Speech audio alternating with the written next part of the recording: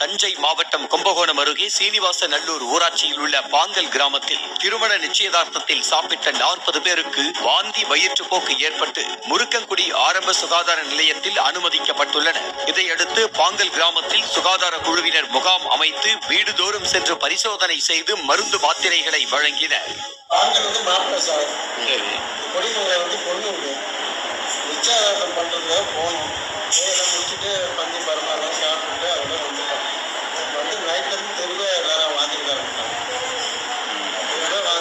பக்கம் முருக்கங்குடி பாங்கல் கிராமத்துல இருந்து நிச்சயதார்த்தத்துக்கு போனோம். நாங்கள் ஒரு 50 பேர் போனோம்.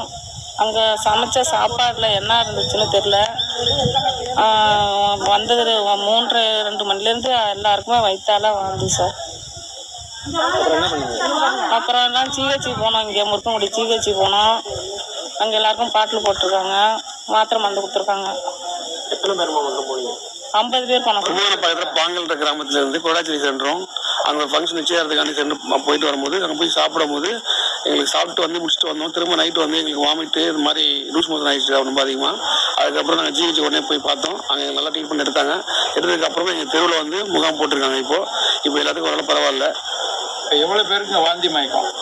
இப்போ இங்கே 40 பேருக்கு இருக்குது.